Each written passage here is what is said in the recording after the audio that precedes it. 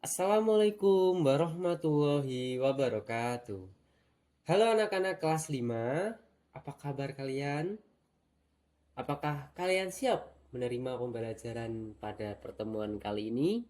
Ya, Bapak harap kalian dalam keadaan sehat walafiat dan siap menerima pembelajaran kali ini. Nah, sebelum itu kita akan belajar tentang magnet.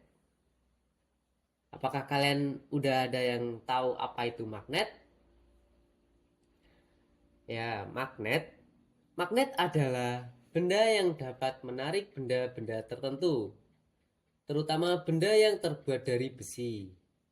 Gaya tarik-menarik ini disebut dengan gaya magnetik. Gaya magnet Gaya magnet adalah gaya tarik-menarik atau tolak-menolak antara dua kutub magnet. Kutub yang berbeda jenis, utara dan selatan, akan tarik-menarik. Nah, jadi jika kutub utara dari magnet itu didekatkan dengan kutub selatan, nanti magnet tersebut akan saling tarik-menarik. Nah, sedangkan kutub yang sama jenisnya, kutub utara dengan kutub utara, atau kutub selatan dengan kutub selatan akan tolak-menolak. Nah, jadi itu ketika kita memiliki magnet di kutub utara dan didekatkan dengan magnet kutub utara akan saling tolak menolak. Begitupun dengan kutub selatan dengan kutub selatan. Hasilnya nanti akan saling tolak menolak. Sifat-sifat gaya magnet. Sifat-sifat gaya magnet ada 3. Yang pertama, tidak dapat dilihat tetapi dapat dirasakan melalui efeknya. Situasi ini terjadi ketika kita mendekatkan magnet ke arah paku kecil. Nah, paku-paku itu langsung tertarik ke arah magnet. Penjelasannya, kita tidak bisa melihat gaya magnet secara langsung, seperti melihat cahaya atau warna. Tetapi kita bisa merasakan efeknya, yaitu saat paku tertarik oleh magnet. Artinya, gaya magnet bekerja secara tidak kasat mata, tetapi nyata melalui pergerakan benda logam tersebut. Sifat yang kedua, terjadi pada jarak tertentu, tidak perlu kontak langsung. Situasi ini terjadi ketika kamu mendekatkan magnet ke arah paku dari jarak sekitar 2-3 cm. Paku tersebut langsung tertarik oleh magnet, padahal belum menyentuh magnet tersebut. Penjelasannya, ini menunjukkan bahwa gaya magnet bisa bekerja dari jarak tertentu. Magnet tidak harus menempel dulu pada benda logam untuk menariknya. Artinya, tidak perlu ada kontak langsung, tetapi tetap bisa menarik benda dari kejauhan.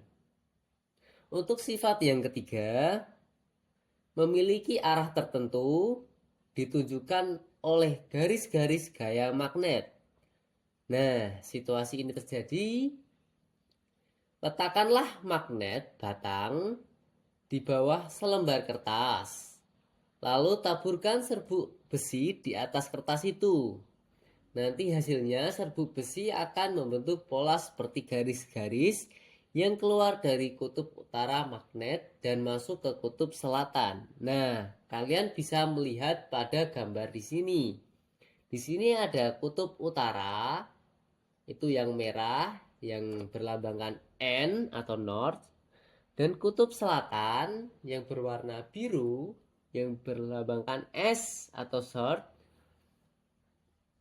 Nah, ini kan ada garis-garis yang menghubungkan antara kutub utara dan kutub selatan. Ada yang juga pergi menjauh, ada yang juga pergi mendekat.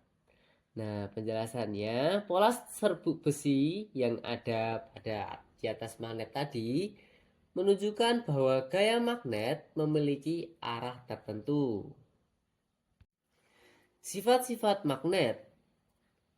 Kutub magnet Setiap magnet memiliki dua kutub, yaitu kutub utara dan kutub selatan. Kutub utara dilambangkan dengan huruf N dan kutub selatan dilambangkan dengan huruf S. Sifat-sifat magnet yang kedua, gaya magnet. Kutub yang berbeda jenis akan tarik-menarik seperti kutub utara dan kutub selatan jika didekatkan akan tarik-menarik. Sedangkan kutub yang sejenis atau sama jenisnya akan tolak-menolak. Seperti kutub utara didekatkan dengan kutub utara maupun kutub selatan didekatkan dengan kutub selatan. Selanjutnya, sifat-sifat magnet yang ketiga adalah medan magnet. Daerah di sekitar magnet di mana gaya magnetik masih terasa disebut dengan medan magnet. Medan magnet dapat digambarkan dengan garis-garis gaya magnet. Nah, ini seperti contoh yang awal tadi, yang magnet dikasih kertas lalu ditaburkan bubuk besi, serbuk besi. Nanti akan muncul garis-garis gaya magnet. Selanjutnya ada jenis-jenis magnet. Ada magnet alam, magnet buatan, dan elektromagnet. Magnet alam adalah magnet yang ditemukan di alam, seperti batu magnet. Lalu magnet buatan adalah magnet yang dibuat oleh manusia, seperti magnet batang, magnet dan magnet jarum. Lalu elektromagnet adalah magnet yang dihasilkan oleh arus listrik yang mengalir pada suatu penghantar. Cara membuat magnet. Yang pertama, dengan cara digosokkan. Dengan menggosokkan magnet secara berulang pada sebuah batang besi dengan searah, maka batang besi tersebut akan menjadi magnet. Lalu yang kedua, dengan cara induksi. Dengan mendekatkan sebuah magnet pada batang besi, maka batang besi tersebut akan menjadi magnet. Jadi, jika kalian mempunyai magnet lalu ditempelkan dengan pada batang besi yang ada, nah batang besi tersebut akan menjadi magnet. Lalu yang ketiga, dengan listrik. Dengan mengalirkan arus listrik pada sebuah kawat yang dililitkan pada suatu inti besi, maka akan terbentuk elektromagnet. Nah, jadi ini prakteknya itu dengan menggunakan baterai. Nanti baterai tersebut dililitkan kawat dan dililitkan ke inti besi atau ke paku juga bisa. Nah, itu yang dinamakan dengan elektromagnet. Lalu ada penerapan magnet dalam kehidupan sehari-hari. Yang pertama ada kompas. Kompas menggunakan magnet untuk menunjukkan arah utara dan selatan. Yang kedua ada speaker. Speaker mengubah sinyal listrik menjadi getaran suara dengan bantuan magnet. Dan yang ketiga ada generator. Generator mengubah energi mekanik menjadi energi listrik berdasarkan prinsip induksi elektromagnetik.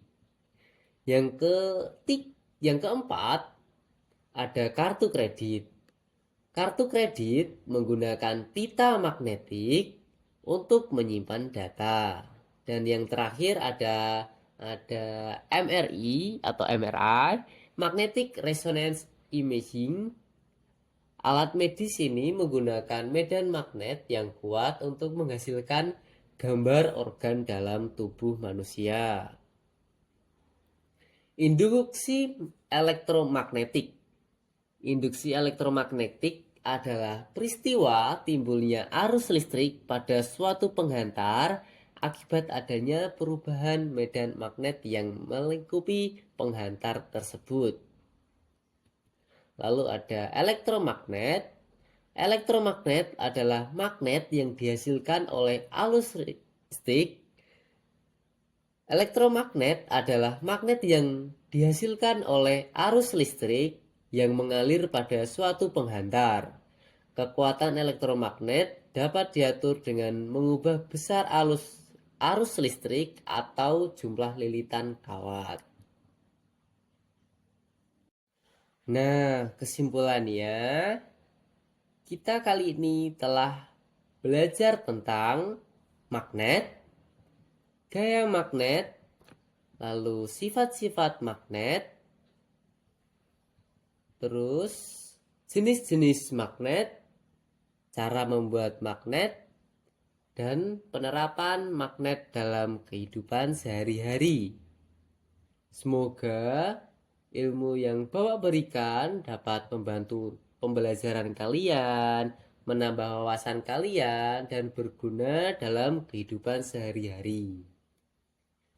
Nah, jangan lupa untuk belajar pada pertemuan selanjutnya. Jika kalian lupa, kalian bisa membuka kembali video ini. Sekian, terima kasih. Semoga bermanfaat. Assalamualaikum warahmatullahi wabarakatuh.